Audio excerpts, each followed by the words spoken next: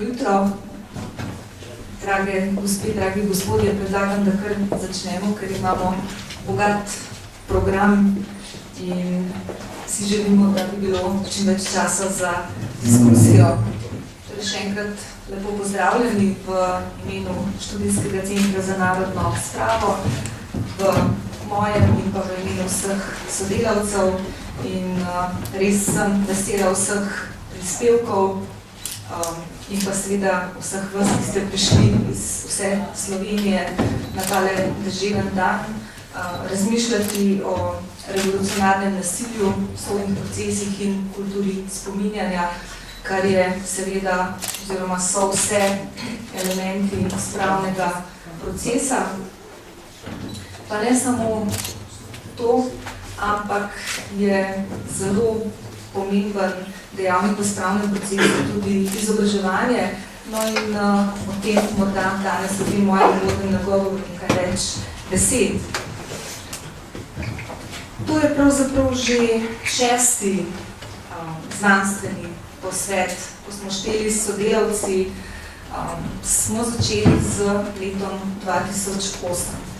V letu 2008, kot dobro veste, je bil ustanovljen Študijski center za narodno spravo, bil pa je tudi čas slovenskega predsedovanja Evropski uniji. In v tistem času, ko je bil pravosodni minister dr. Lovro Šturm, se je v Evropi, v Evropski komisiji zgodila prva javna tribuna o totalitarizmih, o nasilju, vseh totalitarizmov, ki so pustošili po Evropi v 20. stoletju. No in na tem posvetu smo sodelovali tudi današnji sodelavci Študijskega centra za narodno spravo in tudi prominentni proučevalci totalitarizmov, ne samo Slovenci, pač pa tudi iz drugih evropskih držav. In rada bi vas spomnila, da je iz tega posveta bila izdana publikacija z naslovom Crimes Committed by Totalitarian Regimes, ki je do danes ostala edina taka vseevropska publikacija in je pravzaprav še danes zelo, zelo aktualna. No, potem naslednji posvet, ki se je zgodil, je bil novembra 2009. Pred 5 leti smo se spominjali 20-letnice padca tako imenovane železne zavese, padca Berlinskega zidu. In takrat smo pripravili posvet v Muzeju novejše zgodovine v Ljubljani. To je bil pravzaprav mednarodni znanstveni posvet, ki se ga je udeležil tudi grof Nikolaj Tolstoj. In na temelju tega posveta smo izdali zbornik. Potem smo se lotili prevoda vseh slovenskih prispevkov iz bruselskega posveta in izdali poseben zbornik, ki je postal tudi prvi v naši redni zbirki Totalitarizmi, vprašanja in izzivi. Spomladi 2011 smo v Mariboru pripravili posvet, ki smo ga naslovili Represivne metode totalitarnih režimov in z tega posveta izdali zbornik. Takrat je že nastala Evropska platforma Spomina in vesti in s svojim obiskom nas je počastila dr. Mila Winkelmann, izvršna direktorica Evropske platforme. No in želela bi dodati, da ta Evropska platforma po nekaj letnih težavah z nastajanjem, težavah z oblikovanjem, s financiranjem, je prav sedaj zelo aktivno zaživela in zelo aktivno deluje. Predvsem v prihodnem času se bo posvetila pravni oceni komunističnih zločinov v Evropi v 20. stoletju. Zbornik refleksije je nastal na temelju pomembne okrogle mize, ki smo jo imeli na Študijskem centru za narodno spravo, in sicer smo jo naslovili pravo in nepravo, oziroma so prominentni pravniki dr. Šturm, dr. Letnar Černič in dr. Avbel razpravljali o pravnih vprašanjih spravnega procesa na Slovenskem. Več o tem boste danes slišali tudi v naslednjih urah. eno od pomembnih vprašanj spravnega procesa so prav gotovo tudi arhivi. In to arhivi, ki naj bi bili dostopni in čim bolj odprti. Študijski center za narodno spravo je leta 2012 v sodelovanju z Arhivom Slovenije pripravil poseben posvet na to temo in prispevki iz tega posveta so še posebej dragoceni, zlasti v luči tega, bom rekla, predreferendumskega viharja, ki smo ga imeli v letošnjem letu na Slovenskem in kjer smo se sodelavci študijskega centra seveda zavzemali za to, da so arhivi, ki govorijo o totalitarni preteklosti, čim bolj dostopni, čim bolj odprti. V lanskem letu smo pripravili spominsko slovesnost v Kovaridu, bila je še posebej dobro obiskana, zelo odmevna in tudi znanstveni posvet na temo fašizma in protifašizma na Slovenskem. No, zaenkrat prispevki iz tega posveta še niso natiskani, ampak v prihodnosti imamo namen pripraviti tudi zbornik na to temo. Kot sem že prej dejala, pomemben element spravnega procesa je izobraževanje. Zato smo letos razmišljali, kako bi mladim, ki so naša prihodnost, približali temo, s katero se ukvarjamo. Odločili smo se, da organiziramo tako imenovano zgodovinsko poletno šolo. Nanjo se je prijavilo, mislim, da je bilo 19 mladih iz vse Slovenije, iz različnih slovenskih šol in tudi s fakultete. In izvedli smo to šolo v sodelovanju z Arhivom Slovenije, Narodno univerzitetno knjižnico v Ljubljani. Potem smo povabili k sodelovanju različne ljudi, ki se ukvarjajo s tematiko sprave in tematiko totalitarizmov na Slovenskem. In tako je nastal nek bogat nabor programa, ki so ga udeleženci te poletne šole zelo pohvalili in si želijo, da s tem nadaljujemo in pravzaprav moram reči, da nam je to dalo velik polet. Ker se vse skozi zavedamo, da ne govorimo o preteklosti samo zaradi preteklosti, ampak govorimo o njej zaradi sedanjosti, predvsem pa zaradi prihodnosti, da se ta v nobeni obliki v takem zlu ne bi več ponovila. No, to je nekaj slikic z obiska Arhiva Slovenije in predstavitve dela, predvsem na tistem znanem fondu 1931, tako imenovanem Udbovskem fondu, potem obisk Narodne univerzitetne knjižnice in ogled oziroma pogovor o delu z fondom D, fondom za molčane in prepovedane literature, pa pogovor z udeleženci in seveda poklon pred spravno ploščo, pred ameriškim veleposlaništvom in pa obisk pri ameriškem veleposlaniku gospodu Musameliju. Poseben, bi rekla, element te naše šole ali pa nekakšna nadgradnja je bil pa obisk celic na Beethovnovi 3. Verjetno vsi veste, da v tem poslopju za slovenskim parlamentom obstajajo zaporniške celice, ki so menda edine še ohranjene na Slovenskem iz časa po drugi svetovni vojni. Mi smo dobili v času druge Janševe vlade leta 2012 tudi te celice v upravljanje, tudi nekaj denarja, da jih na nek način, da pripravimo njihovo prezentacijo, jih morda vključimo v naše delo in tako naprej, ampak potem je prišlo do sprememb in denar nam je bil odvzet, stavba se je pa izpraznila. Torej, stavba je zdaj prazna in že 2 leti propada. In več o tej problematiki vam bo povedala naša sodelavka gospa Keršičeva. Mi pa smo vendarle peljali te udeležence poletne šole v celice in tam pripravili pogovor s pričevalcem, 2-kratnim zapornikom na Golem otoku, magistrom Aplencem.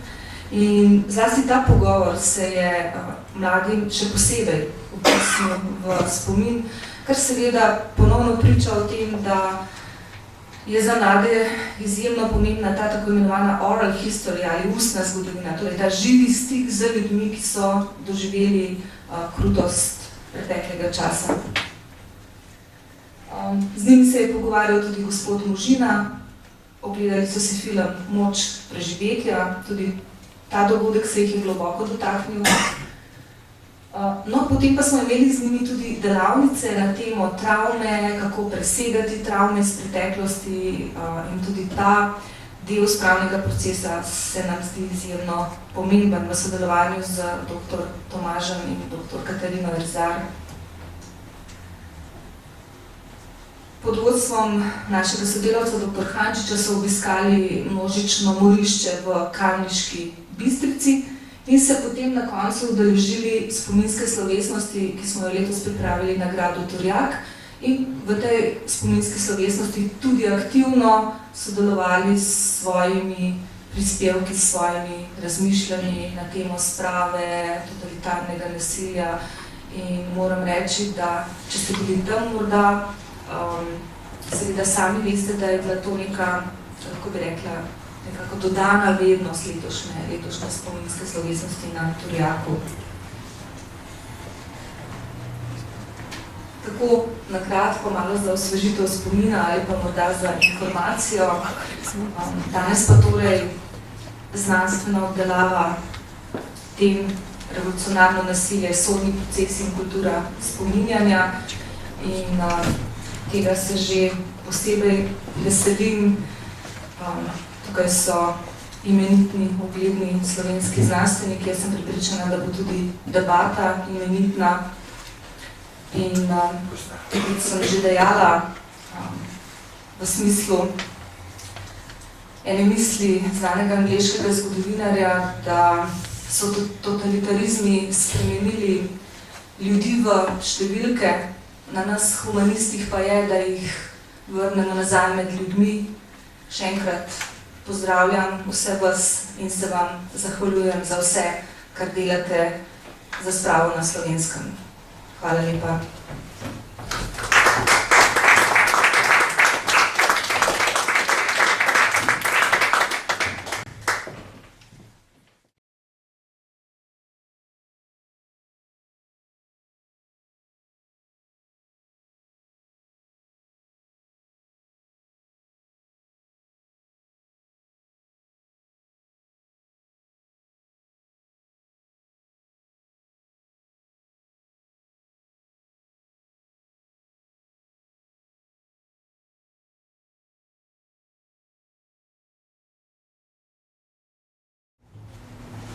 Še enkrat vse prav lepo pozdravljam. Začeli bomo s prvim panelom, ki pa se bo nekoliko spremenil zaradi tega, ker je v zadnjem trenutku odpovedal dr. Letnar Černič iz službenih razlogov. In smo potem naš program nekoliko spremenili. Začeli bomo, kot je predvideno, samo da bomo v drugem panelu strnili vse prispevke, ki se ukvarjajo s sodstvom. Se mi zdi, da je to prav danes v Sloveniji izrednega pomena. Velika škoda je, da dr. Letnar Černič ni prisoten, ker je eden redkih pravnikov, ki se ukvarja s revolucionarnim pravom v Sloveniji, ampak ne samo v Sloveniji, on je tudi nastopal po Evropi, tudi predaval in bo svoj prispevek seveda tudi objavil v našem zborniku. Začeli bomo z dr. Lido Deželak-Varič z Inštituta za novejšo zgodovino, vi jo vsi poznate. Vodila je tudi štetje žrtev, če smem tako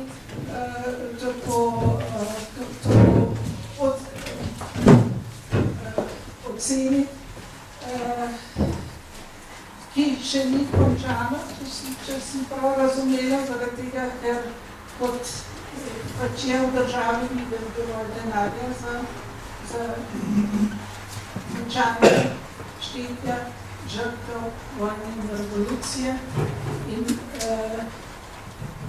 prosim, gospod Deželakova začne s svojim prispevkom z naslovom Temelje usmeritve sovjetskih komunistov in vprašanje družbene radikalizacije oziroma sobivanja v razdobju med svetovnima vojnama. Prosim, Ljuba. Hvala. Kot razberete iz naslova, je moj prispevek v bistvu nekakšen uvod k glavni tematiki, kot je sicer tema današnjega znanstvenega posveta. Po končani prvi svetovni vojni je marksistični idejno-politični tabor predstavljala jugoslovanska socialdemokratska stranka, vendar je enako, kakor drugje po Evropi, tudi na Slovenskem, v vzdušju družbene radikalizacije v delovski stranki prišlo do diferenciacije in nato leta 1920 do razcepa na reformno, socialdemokratsko ter revolucionarno komunistično smer. Usmeritve nove politične stranke, ki je postala integralni del komunistične stranke Jugoslavije, je bila določena z smernicami Kominterne. Ta pa je neposredno po končani vojni, kakor tudi pozneje spodbujala revolucionarne prevzeme oblasti, kakor je bilo med drugim določeno tudi v znamenitih 21 pogojih za sprejem Kominterno, ki so usodno posegli v diferenciacijo svetovnega delavskega gibanja. S tem je bil med drugim določen okvir, ki je preprečeval, da bi slovenski komunisti oblikovali samostojen, avtentičen program. Glede na genezo komunistične stranke ni presenetljivo, da je bila komunistična stranka na Slovenskem enako kot socialdemokratska utemeljena na programu široke družbene in politične preobrazbe, izhajajoč iz kritike oziroma zavračanja kapitalističnega sistema. Njune neposredne zahteve in cilji so bili v marsičem isti. Bistveno pa so se stranke razločevali v vprašanju poti, ki vodi k udejanjenju socialno-političnega programa. Omenjena razlika je pomembno določila njune poglede na vprašanje demokracije in jima odredila različne položaje v družbeno-političnem prostoru, saj je bila pripravljenost na sobivanje pri eni in drugi stranki temeljito različna. V nasprotju s socialnimi demokrati, ki so še naprej vztrajali na reformni poti družbenih sprememb na parlamentarni osnovi v okviru pluralne meščanske demokracije, pa so komunisti zagovarjali program revolucionarnih sprememb, utemeljenih na monopolu delavskega razreda, to je diktaturi proletariata oziroma političnem monizmu. Poudarjali so, da socializma ni mogoče uveljaviti v okviru meščanske demokracije in parlamentarnih ustanov, marveč le s pomočjo delavskih svetov, kajti le sovjetska oblast lahko zavaruje, citiram, resnično proletarsko demokracijo in vodilno vlogo industrijskega proletariata, ki mu pripada vloga vladajočega razreda. Kljub temu pa so dokončne osvojitve oblasti nameravali izkoriščati politične pravice v buržoazni državi in po tej poti izražati svoje zahteve po pravni in politični enakosti.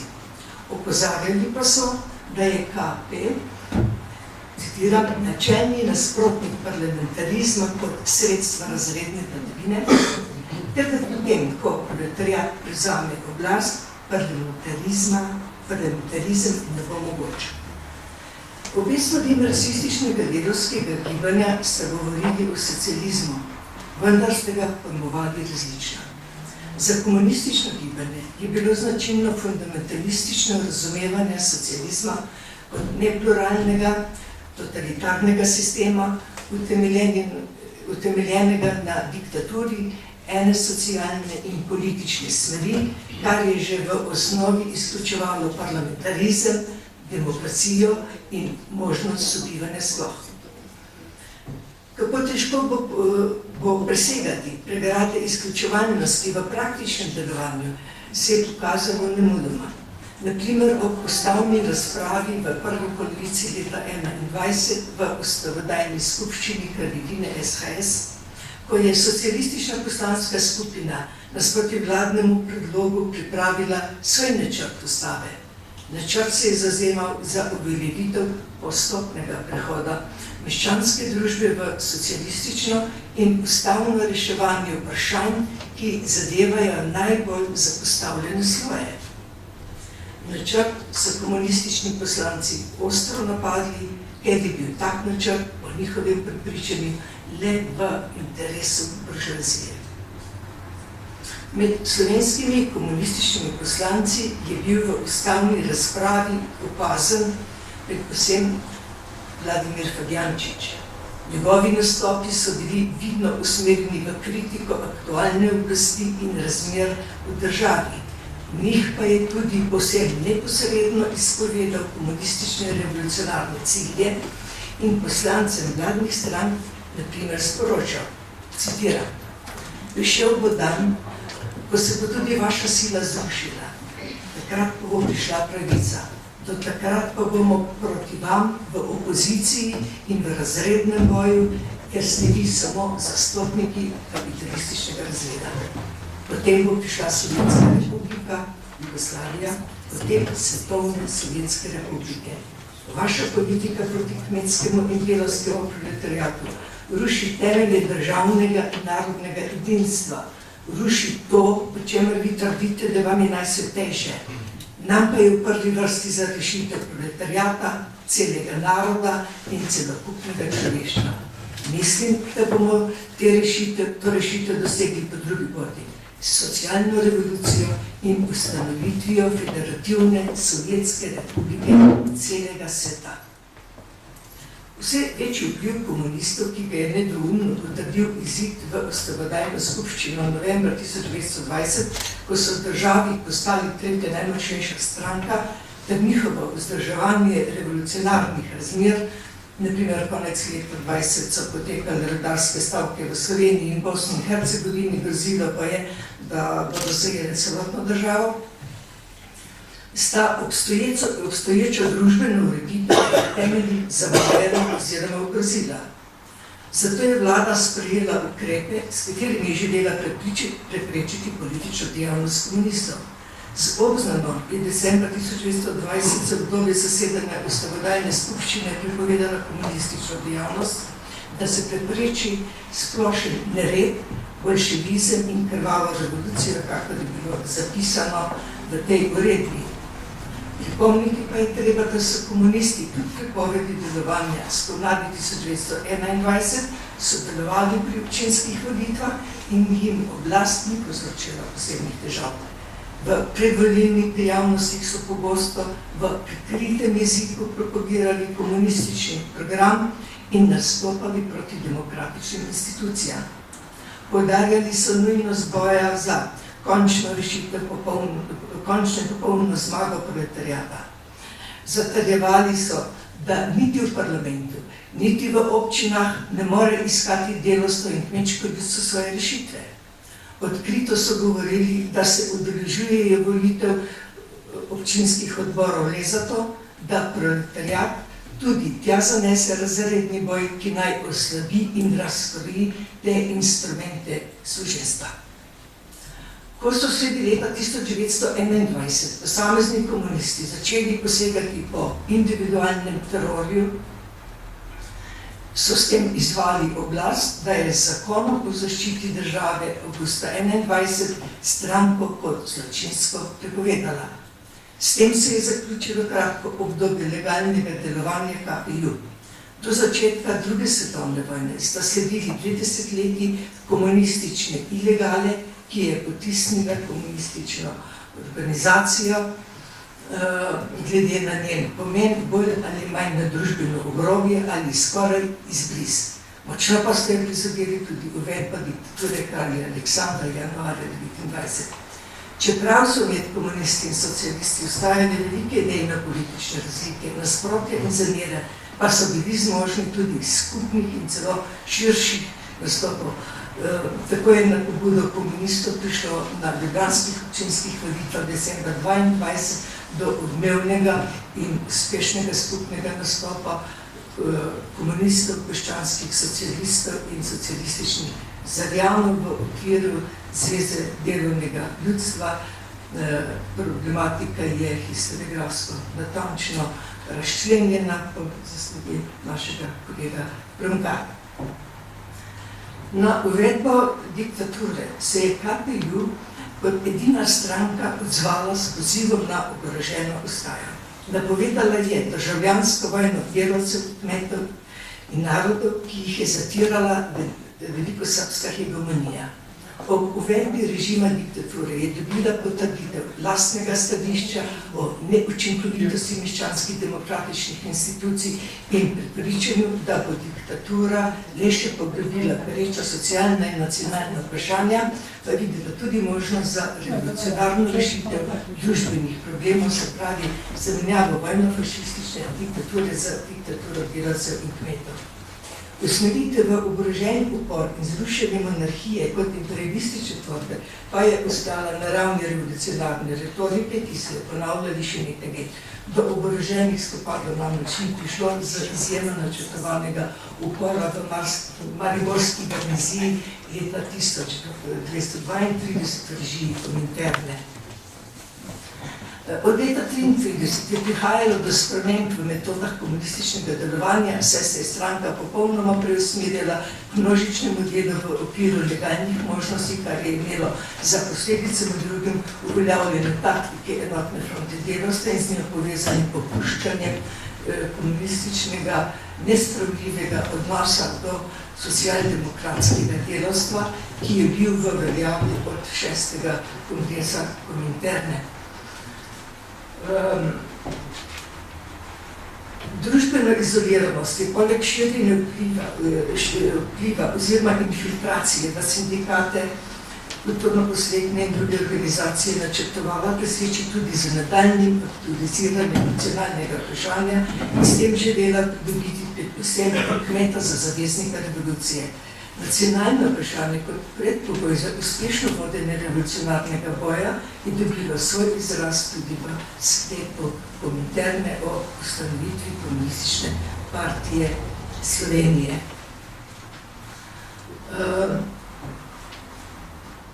Vendar je v ustanovitvi Komunistične partije njeni programski opredelitvi ne gre spregledati določene taktične poteze. S kongresa so namreč poslali tudi, citiram goreč, revolucionarni pozdrav izvršnemu komiteju Kominterne, v katerem so zapisali, da na svojem častnem in odgovornem položaju zaščitnika svojega naroda pa slovenski komunisti nikakor ne pozabljajo svetih načel proletarskega internacionalizma.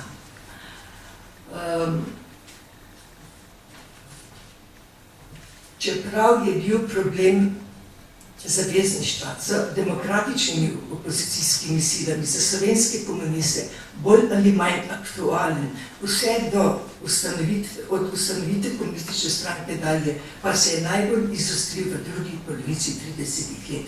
V tem relativno kratkem, a izjemno pomembnem razdoblju zaradi grozeče druge svetovne vojne sta skladno z usmeritvijo Kominterno, sta se uveljavila dva posebno nasprotna koncepta v iskanju in udejanju zavezništva oziroma političnih usmeritev. Najprej je v ljudsko frontno obdobje od leta 1935 je partija se prizadevala uveljaviti kot združevalni dejavnik v povezovanju političnih subjektov v okviru ekonomskih, narodno-pravnih, protifašističnih in drugih akcij. S paktom Hitler-Stalin, začetkom druge svetovne vojne in sovjetskim napadom na Finsko pa je prišlo do radikalnega sesuka, ko so komunisti, zopet skladno z Kominternimi navodili, zavračali možnost sodelovanja z vodstvi demokratičnih strank oziroma skupin, ki so drugače ocenjevali značaj vojne kot komunisti in obsojene imperialistično politiko Sovjetske zveze. To stališče pa so zopet umilili tik pred napadom na Jugoslavijo. Hvala.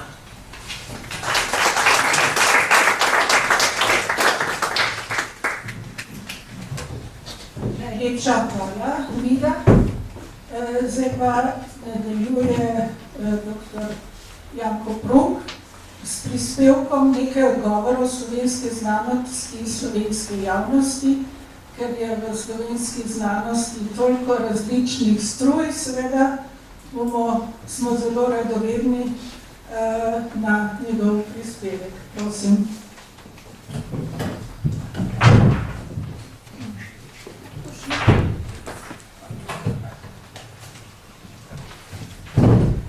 Seveda mi gospoda Prunka ni treba posebej predstavljati, se ga vi vsi poznate, ki je profesor na fakulteti za družbene vede. Spoštovana gospa direktorica Centra za narodno spravo, spoštovani gospe in gospodje, cenjeni kolegi. Naslovil sem tako nekaj odgovorov oziroma nekaj pojasnil slovenske zgodovinske stroke slovenski javnosti.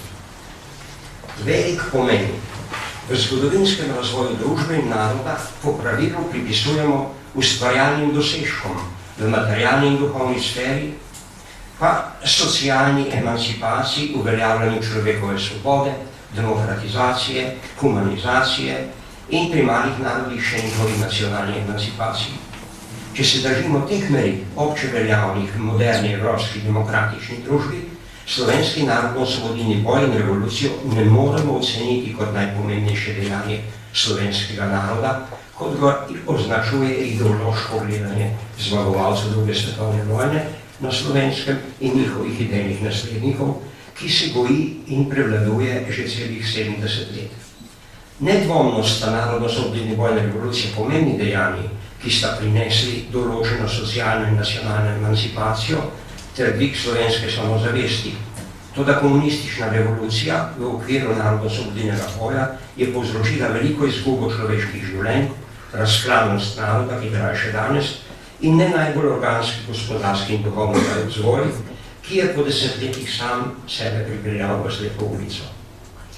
V slovenskem narodnem razvoju so pomembna predvsem dejanja dolgega trajanja, to je nov terminus, ki se zadnjih 20 let v evropski zgodovinopisju uveljavlja, torej taka dogajanja ali dejanja dolgega trajanja, naprimer na slovenskem reformacija, razsvetljenstvo, oblikovanje meščanstva, industrializacija, ki so oblikovala slovenski narod v takšno entiteto, kakršne je danes v narodno-kulturnem in socialnem pogledu.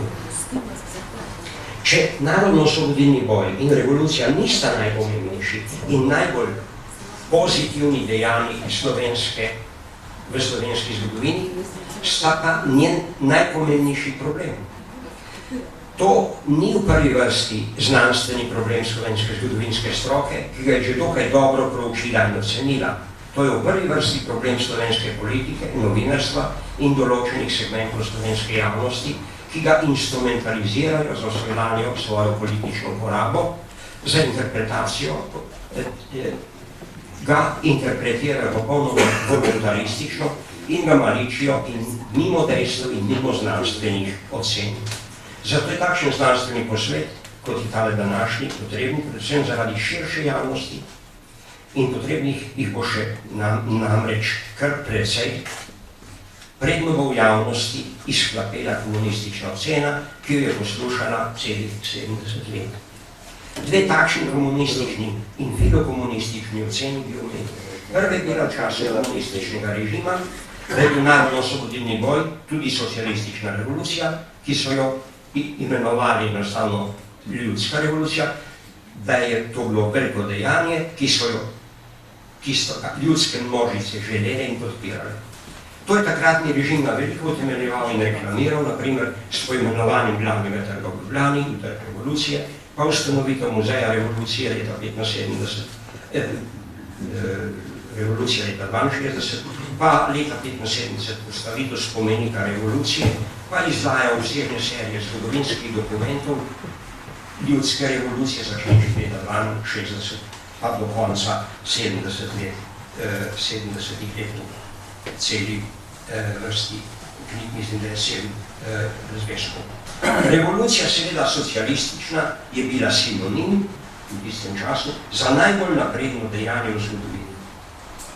Po zlomu komunističnega režima pa so njegovi bivši nosilci in njihovi sodobni simpatizeri ubrali drugačno interpretacijo. Popolnoma so zanikali in zanikajo še danes revolucijo v okviru narodno-osvobodilnega boja. Govorijo le o protiokupatorskem, protifašističnem narodno-osvobodilnem boju, ki ga je sabotirala oziroma mu je nasprotoval del Slovencev, ki se je povezal z okupatorji, torej ki se je šel v kolaboracijo proti svojemu narodu. Takšne polresnice oziroma neresnice še vedno zastopa manjši del zgodovinarjev, predvsem pa razni publicisti in politiki različnih vaš. Ne bom zdaj te podrobno našteval, ampak pokazal bom in postrelil bom eno takšno gledanje, ki je bilo objavljeno v prejšnjem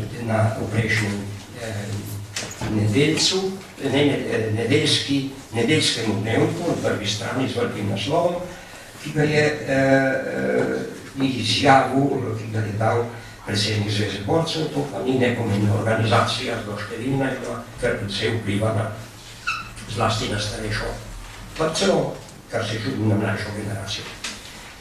Izrazil bom za tale znanstveni simpozij samo izjavo predsednika Zveze borcev za vrednote NOB, ki je bila objavljena, kot sem bil. In on pod naslovom Sprave s fašizmom in nacizmom ne more biti. Ne vem, zakaj takšen naslov. Nihče v Sloveniji se ne namerava spraviti s fašizmom, mnogi pa se tudi nočijo spraviti s komunizmom in s komunistično revolucijo. Le-te predsednik Zveze borcev ne omenja komunistične revolucije, ampak poudarja, da je bil proti komunizmu samo paravan za kolaboracijo. Iz obilice dokumentov in konkretnih dejanj tega slednjega ni mogoče zaključiti. Kritično slovensko zgodovinopisje ceni partizanski narodno-osvobodilni boj kot pomembno zgodovinsko dejanje. Opozarja pa, da mu je znotraj njega zelo škodovala komunistična revolucija, kjer je za svoj račun izvajala Komunistična partija Slovenije. Slovensko zgodovinopisje tudi ve, da je ta revolucija potekala po boljševiškem receptu, nasilno, izrazito sektaško, ko je Komunistična partija Slovenije zaprla vrata v osvobodilno fronto vsem, ki se ji niso bili pripravljeni popolnoma podrediti, obenem pa je prepovedala organiziranje kakršnekoli druge antifašistične organizacije. O tem govore mnogi dokumenti Komunistične partije oziroma osvobodilne fronte od samega začetka okupacije. Naprimer, prve programske izjave proti fašistične fronte, dve taki programski izjavi bom povedal, članek Naša nesreča in naša vera iz konca maja 1941, v katerem je poziv narodu, citiram, da mora obračunati in prelomiti z izdajalskim meščanskim vodstvom in da verjame v socialno in nacionalno osvoboditev, zato, ker obstaja Sovjetska zveza, ki je up človeštva zatiranih narodov in vzor nacionalne svobode in pravičnosti. Slovenskih poročevalcev prvi številki. Podobne trditve in dikcijo je najti tudi v geslih našega osvobodilnega boja, ki so jih sprejeli nekako v istem času na plenumu Osvobodilne fronte, objavljena pa je bila v Slovenskem poročevalcu junija, tik pred napadom Nemčije na Sovjetsko zvezo. V teh geslih ni najti še nič o protifašističnem boju, ampak samo proti imperialističnem, da govorim proti Angliji in Franciji.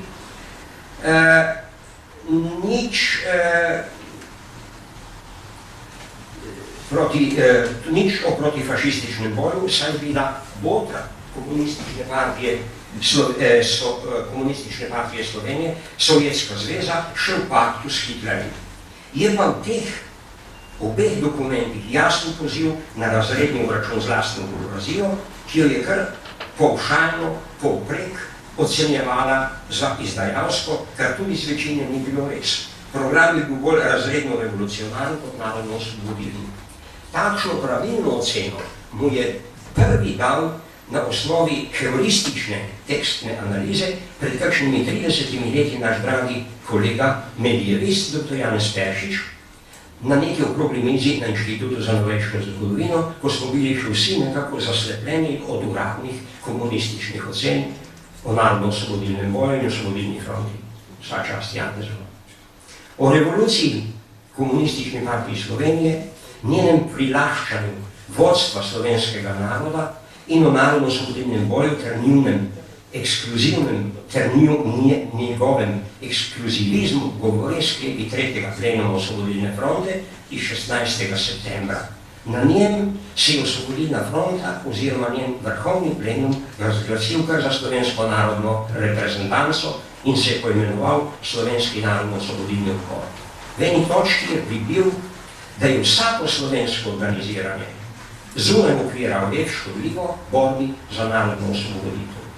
Odkot mali peščici komunistov in njihovih zaveznikov pravica takšnega ekskluzivizma, če ne v njihovi ideološki dispoziciji, posneti po boljševiškem vzoru, ve pa se, kaj je za revolucionarno avantgardo pomenilo nekoga označiti za škodljivca narodno-osvobodilni borbi, pomenilo je dejansko smrtno obsodbo in OF, oziroma njena udarna pest, varnostno-obveščevalna služba, ki pa poslušala samo komunistično stranko, je začela te smrtne obsodbe nad svojimi političnimi nasprotniki, katerih mnogi sploh to niso bili nikakršni kolaboranti, tudi že izvrševati v jeseni 41. To je bil začetek revolucionarnega terorja oziroma državljanske vojne med Slovenci. To je čisto jasno zapisalo vodstvo znanstvenega posveta Žrtve vojne in revolucije v uvodnih besedih zbornikov referatov z posveta leta 2004. Citiram to oceno. Namerni in neposredni povzročitelj, s tem pa glavni krivec državljanske vojne, tega nujnega pogoja komunistične revolucije so bili komunisti. In ko ob koncu državljanske vojne prevzamejo oblast z revolucijo, nadaljujejo, marveč jo institucionalizirajo in jo še stopnjujejo.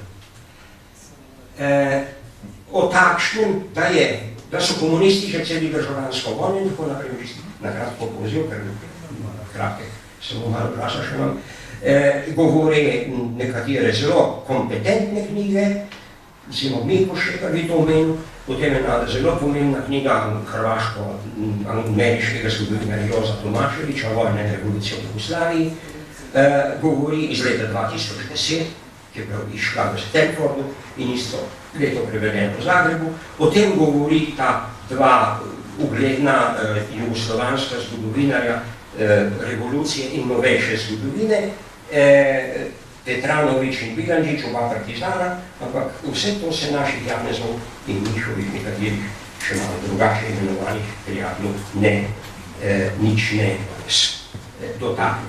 Seveda, zdaj bi pa jaz imam tu napisan bolj kot vprašanje, s katero sem mislil razčiščevati z vami, kako je s tem drugim delom, s tem drugim hodom, antikomunističnim, jaz ga raje tako imenujem, kot pa kolaboracija, kot kolaboracionistični.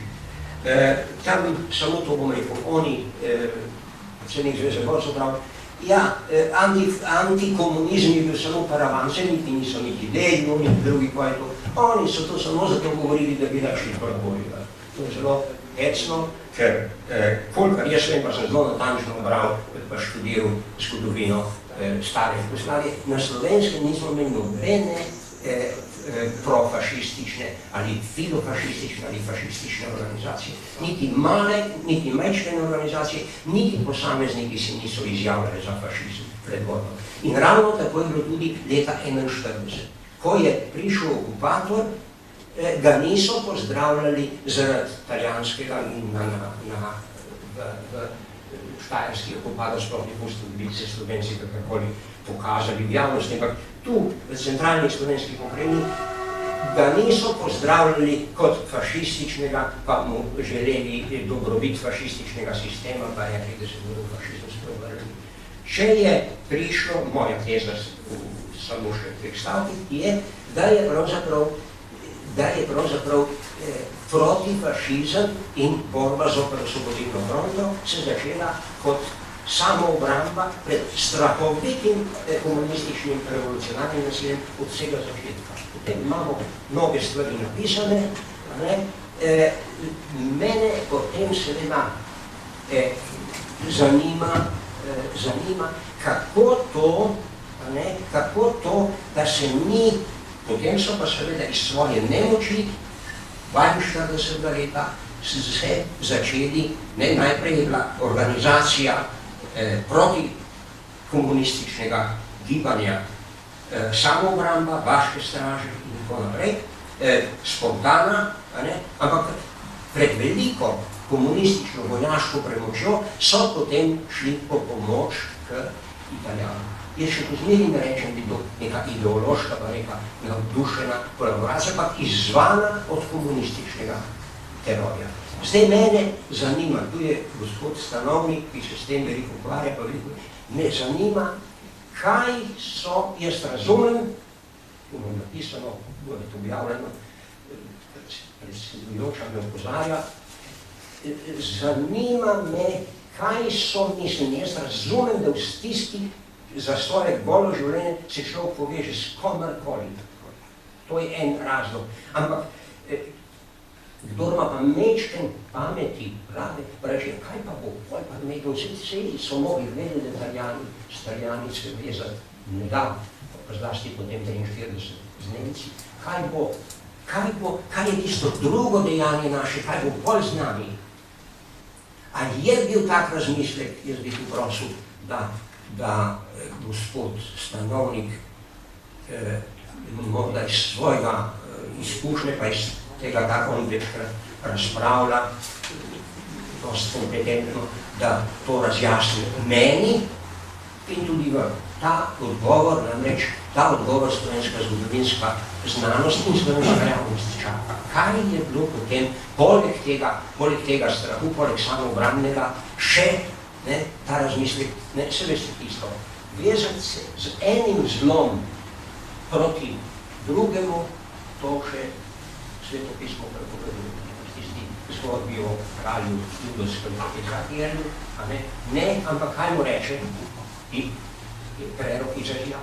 Ne veži se proti asirskemu kralju, kot je groža, ne povezuj se z faraonom, ker tudi je nalomljen trsnik, ki bo predrl roko, ja pa reče, kralj, kaj pa? Pojdi v tempelj, moli k Bogu, najdi moč v sebi in sam se odkri. To je zdaj tista velika dilema, ki jo bo slovensko zgodovinopisje še moralo razpiščevati. Hvala vam lepa. Najlepša hvala. Kolega Brum, diskusija bo po drugem panelu in sicer pa bodo prispevki seveda objavljeni in bo to še veliko širše predstavljeno. Sedaj pa je sprememba v našem programu. Zdaj bosta nastopala dva zgodovinarja študijskega centra, ki se posredno ukvarjata z revolucionarnim nasiljem.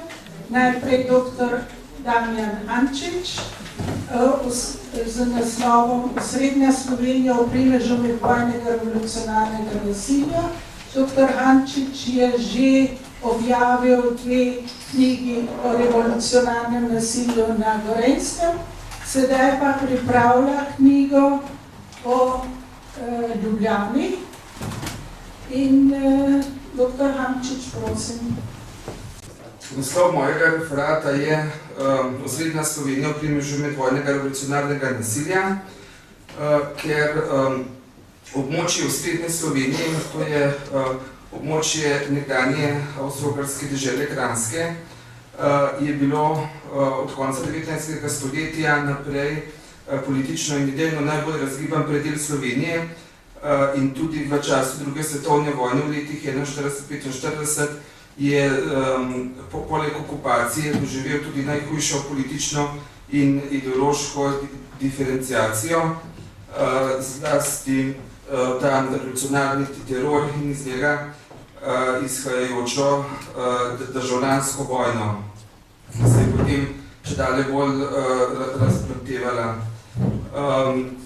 Vemo, da je pač zahodni predel Slovenije, Primorska, bil že po prvi svetovni vojni po Rapalski pogodbi pač priključen Italiji in je bil tam je doživljal zelo močno raznarodovanje strani italijanskega fašizma. Štajerska pa Gorenjska sta bili pa leta 1941 podvrženi močni germanizaciji, Štajerska še veliko bolj kot Gorenjska. Potem pa je v drugi polovici leta 1943 iz Ljubljanske pokrajine na Gorenjsko, se pravi severni del te nekdanje Kranjske, tudi v večji meri pljusknil ta revolucionarni val, ki ga je bilo prej v največji meri čutiti v južnem delu nekdanje Kranjske, se pravi v Ljubljanski pokrajini, ki je bila spomladi 1941 okupirana od Italijanov. In sicer, in ta predel, se pravi Ljubljana in Ljubljansko pokrajino, je to revolucionarno nasilje najbolj prizadelo že od konca leta 1941, predvsem pa v letu 1942. Tu gre predvsem za velik pojav, oziroma so se pojavljale predvsem civilne žrtve, ki so jih umorili pripadniki VOS-a, varnostno-obveščevalne organizacije, ki je bila ustanovljena po leti 1941 in je začela bolj sistematično delovati konec v decembru 1941, predvsem pa v letu spomladi 1942, ko je seveda tudi atentate na znane politične osebnosti tako imenovanega američanskega tabora. Dočim na Gorenjskem so pa prebivalci v letih 1941 in 1942 revolucionarni teror čutili večinoma posredno preko maščevanja okupatorjev za oborožene odporniške akcije partizanov. Šele jesen in pozimi 1943, zlasti pa spomladi 1944, ko se je formiral VOS na Gorenjskem, se je potem začelo tudi neposredno revolucionarno nasilje. Zdaj bi bilo mogoče najboljše, če vam kar pokažem, glede na to, da je moj čas omejen, te primerjalne grafe v številu žrtev v Ljubljani, potem v Ljubljanski pokrajini in potem primerjava z Gorenjsko. Tukaj imamo medvojni zemljevid Ljubljane, oziroma Ljubljanske okolice, kjer je označena ta okupacijska meja med Nemčijo in Italijo, in potem Ljubljana, ki je bila obdana z bodečo žico.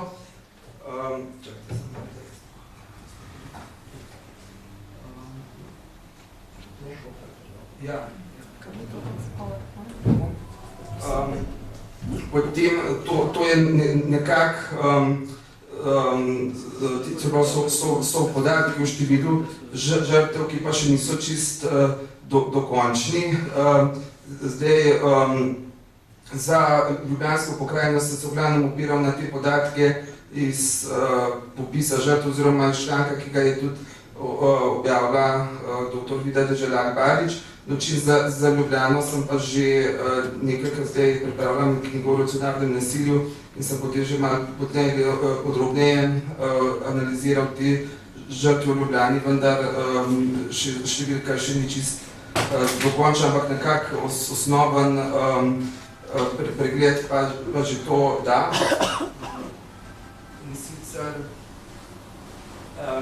In sicer je nekako vidno za Ljubljano, da je bil nekako, to je ta modra črta v zgornjem grafu predstavlja število civilnih žrtev in tu vidimo, da je bilo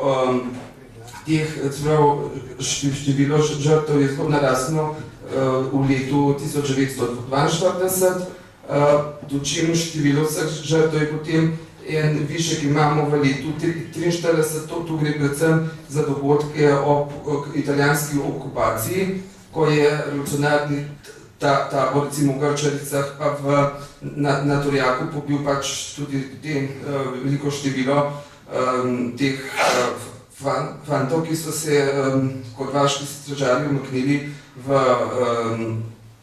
tudi iz okolice Ljubljane, umaknili na ta področja. Potem v letu 1944 imamo upad te nasilne dejavnosti revolucionarne strani in potem v letu 1943 imamo pa potem, v letu 1945 imamo pa zaradi teh povojnih pobojov domobrancev spet naglo povečanje tega števila žrtev revolucije. To dalje pomeni, to je pregled za celoto Ljubljansko pokrajino, v celotni Ljubljanski pokrajini vidimo, da se je pač en vrt doseže, kot sem že prej rekel, 43. leta, potem 44. upade in potem zaradi povojnih pobojev leta 45 spet gor. To je pa potem za Ljubljano, je pa potem celo in za Ljubljansko pokrajino skupaj.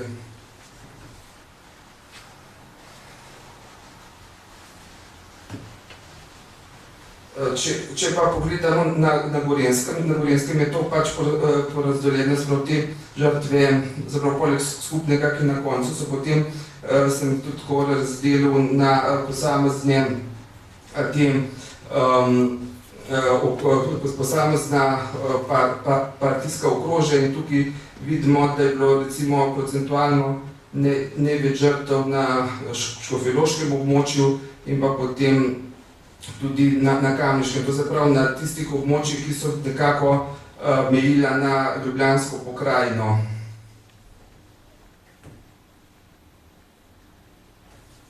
Tukaj imamo potem pregled teh civilnih žrtev, pa teh žrtev, ki so bili partizani, ki so jih pač likvidirali sami partizani in potem skupni prikaz teh žrtev revolucionarnega nasilja, to je pač po posameznih okrožjih in na koncu potem skupno za Gorenjsko.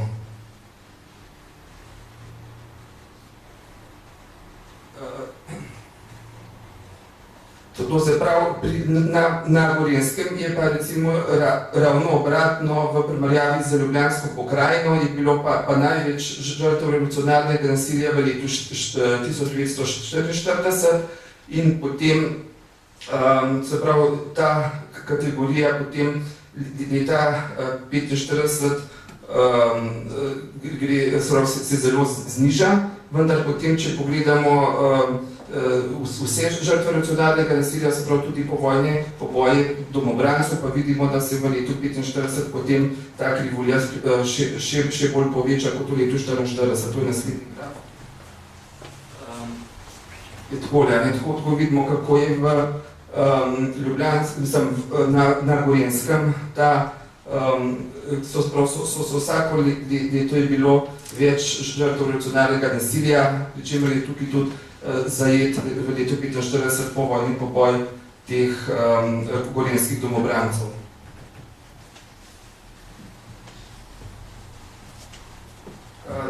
To so potem en graf, ker so te žrtve prikazane na enem grafu, to se pravi, tam gre za modra je civilne žrtve, ker se potem v letu 1945 zmanjša in pa potem vse žrtve, to se pravi tudi to se pravi, so zraven šteti tudi gorenjski domobranci. Zelo zanimiv je pa ta graf, kjer se kaže razmerje med žrtvami, ki jih je povzročila partizansko-revolucionarna stran na Gorenjskem. Tu vidimo, da je v bistvu ta rdeča črta pomeni, tista temno rdeča pomeni žrtve revolucionarnega nasilja, tako civiliste kot te partizani, ki so jih pobili partizani med vojno. In pa potem še te povojne, se pravi malo manj rdeča črta, barva je potem, se pravi so tudi povojni poboji domobrancev in potem na drugi strani modri stolpec okupatorjev so pobili in je to v bistvu razmerje približno 1:3 ali pa 1:2,5 v primerjavi s tem, in potem se vprašamo, ali je šlo res za narodno osvobodilno vojno med letom 41-45, je šlo v bistvu bolj za bratomorno vojno. Potem imam pa še telegrafe, recimo med Gorenjsko pa Ljubljansko pokrajino. En stolpac je Ljubljana, pa potem Gorenjska. In pa potem še ena ta primerjava, v bistvu, zdaj, če povzamem, je v bistvu to, da v Ljubljanski pokrajini bilo največ revolucionarnega nasilja, oziroma največ žrtev v letu 1942 na Gorenskem, pa v letu 1944, pri čemer je to predvsem mišljeno, so mišljene civilne žrtve, če upoštevamo še povojni pokoj domobrancov, pa pri obeh primerih vidimo tako na Gorenskem kot v Ljubljanski pokrajini, da se v letu 1945 to število žrtev revolucionarnega nasilja v obeh primerih zelo poveča. To je v bistvu bi bilo na kratko ta moj referat.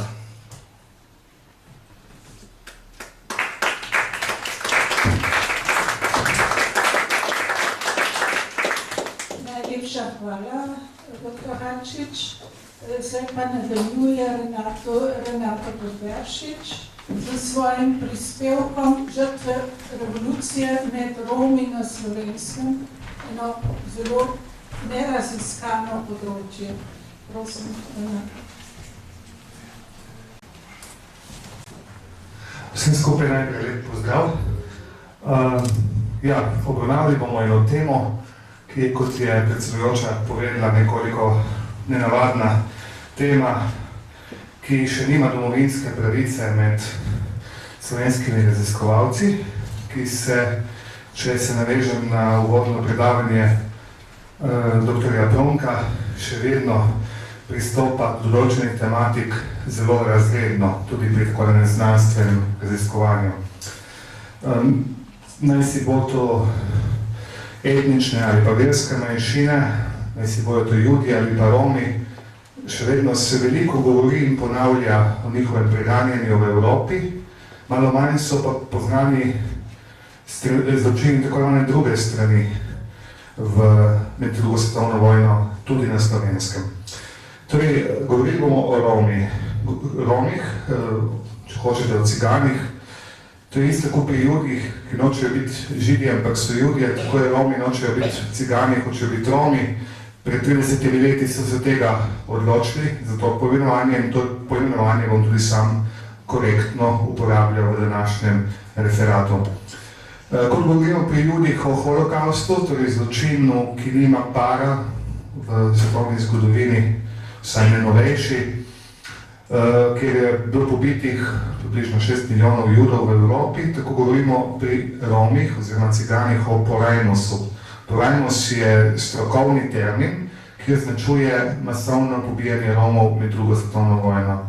Seveda, predvsem s strani nacistov in njihovih sodelavcev, je bilo pobitih po nekaterih ocenah okoli pol milijona, po nekaterih ocenah je številka precej višja, ampak nekje je sprejeta številka okoli pol milijona romskega življa Evrope, od tega velika večina v koncentracijskem taborišču Auschwitz, kjer je obstajal poseben del, kjer so ga naselili z interniranimi Romi. Zato tudi je slika iz Auschwitza, kjer je umrlo velik del romskega prebivalstva, in pa ta trikotnik temno-rdeče oziroma rjave barve, ki so ga nosili romski zaporniki, taboriščniki. Da se navežemo na naš prispevek današnjega dne.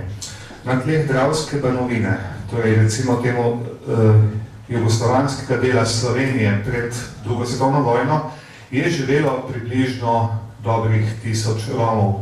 Zaradi njihovega načina življenja, zaradi selitve, nomadstva, je težko določiti točno številko.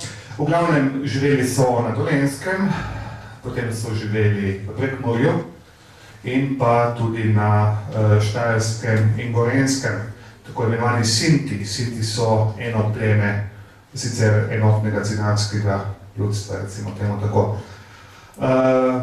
Živeli so drugače, živeli so nekonvencionalno, tudi za tedanje standarde, prebivalstva. Ljudje jih niso poznali, prisotni so bili predsodki že dolga stoletja proti Romom, tako da in seveda nezaupanje, ki je bilo včasih tudi pogojeno z romskim načinom dojemanja življenja. Da nekratko opišem, kaj je bilo z Romi pod nemško okupacijo. Nemci so jih predvsem na Gorenjskem in Štajerskem strpali v taborišče v Begunjah. Načeloma jih niso sistematično pobijali, ampak so jih izgnali v Srbijo. Tako da večina romskega prebivalstva Štajerske in Gorenjskega je izgnana v Srbijo. Tudi Madžari v Prekmurju, ker je bilo veliko Romov, jih niso pobijali, so jih sicer šikanirali, so jih popisovali, so jih dali v delovne bataljone, ampak jih niso pobijali. V Prekmurju Romi večino preživijo. Nekoliko drugačna in bolj žalostna zgodba z Ljubljansko pokrajino, torej z ozemljem predvojne Dravske Banovine, ki ga zasede Italija.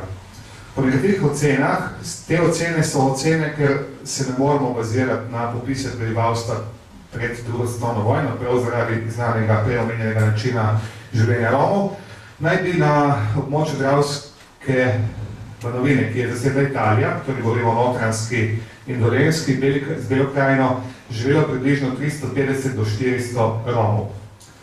Zdaj, verjetno se boste zgrozili, če povemo, da približno polovica ali slabo polovico tega prebivalstva je bilo ubitega, ampak ne strani Italijanov, niti ne pozneje Nemcev, po letu 1943, ampak strani pripadnikov partizanskega gibanja. Zanalač ne bom uporabil izraza partizani, ampak bom uporabil izraz pripadniki partizanskega gibanja. Torej, velika večina na tem območju, 4 večji poboji so bili. Do zdaj so popisovalci na Inštitutu za novejšo zgodovino uspeli ugotoviti 72 poimenskih žrtev strani pripadnikov partizanskega gibanja, ubitih med drugo svetovno vojno.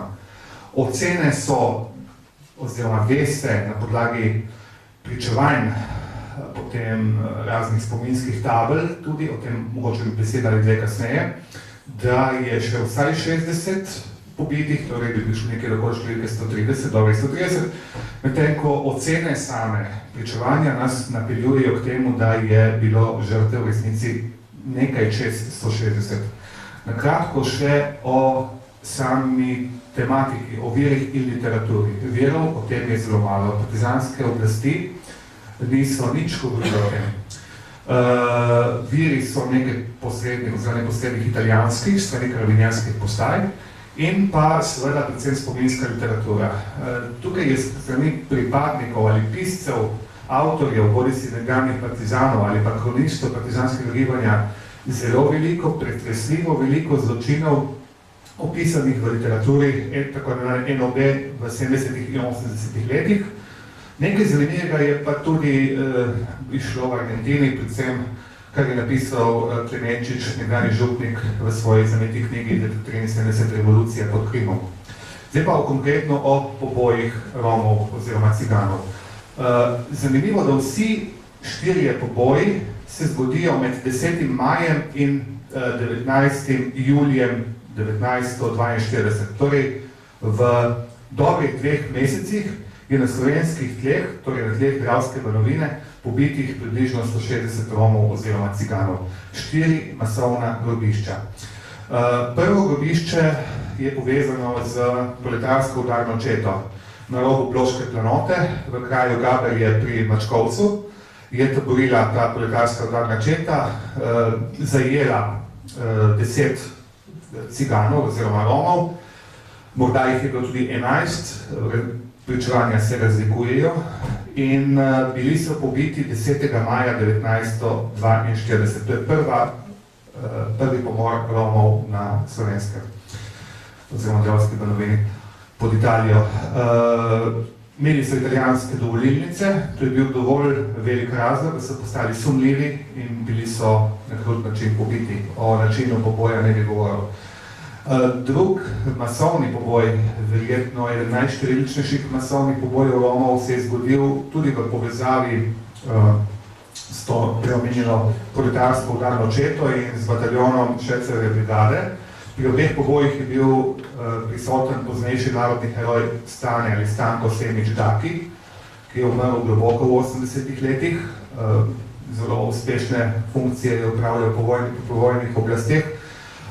Tudi sam je izvajal s svojimi sodelavci te poboje. Zgodil se je v soteski Iške proti Iškemu Vintgarju v času tako imenovane Ižanske republike.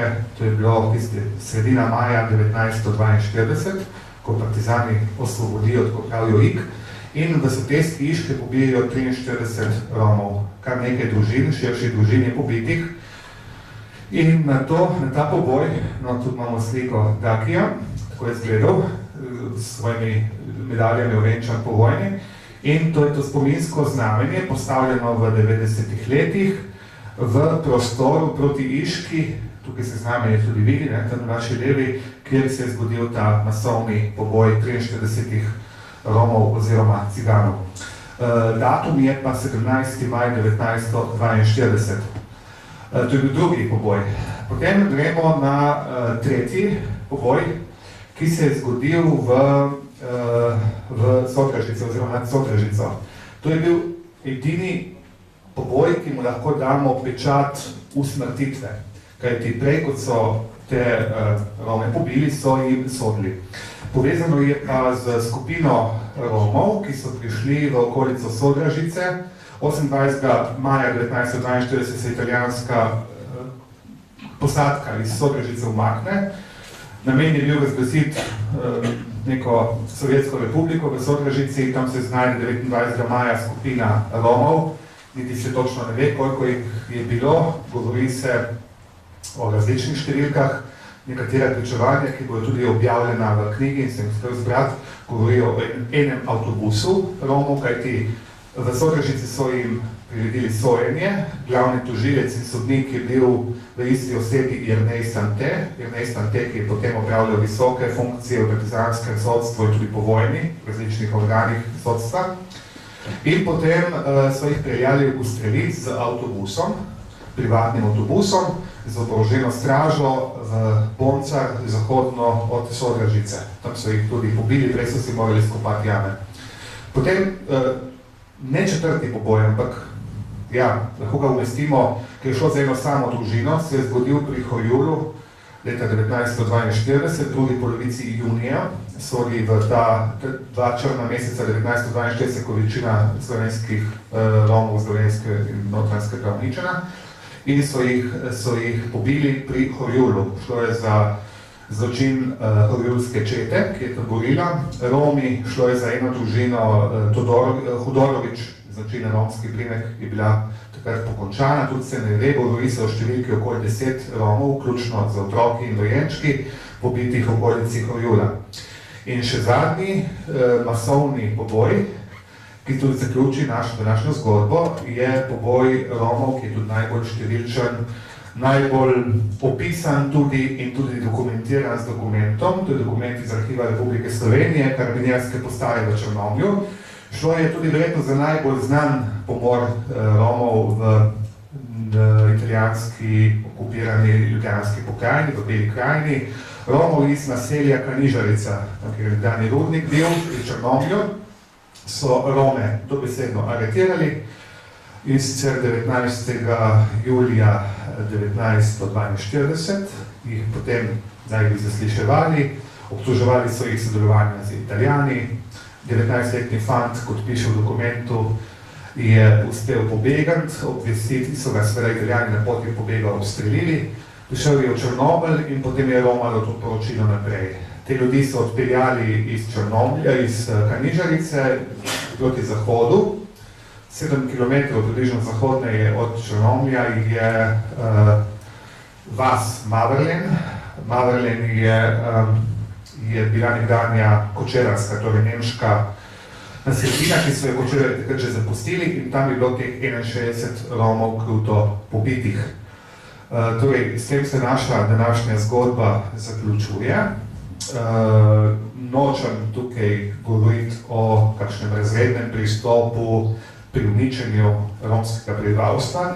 Zdaj boste rekli, zakaj se je to zgodilo ravno leta 1942, nedvomno gre, kot sem prej omenil, za nezaupanje, nepoznavanje, predsodke do Romov, ampak Romi so se po zimi 41-42, ki je huda zima, odpravili, ne glede na vojno, na svoje tradicionalne nomadske poti in seveda potem imeli so italijanske dovolilnice večinoma, s tem so postali sumljivi in seveda končali so žalostno sojo, kot je pač smo pripovedovali ravno kar. Še nekaj o tem, literatura je zanimiva, je veliko, do zdaj edina revija, ki se je nekoliko, predvsem na podlagi partizanske literature in poročil oziroma pričevanj lotila te obravnave, je revija Zaveza v svoji 43. številki. Zaveza je imeniten vir za različne obravnave zgodovinskih dogodkov z tako imenovane druge strani. Tukaj je tudi gospod Stanovnik, dolgoletni urednik, in prav njim se moramo zahvaliti, da lahko govorimo o teh stvareh, ki so zelo tragične in na njih se dostikrat pozablja. Hvala za besedo.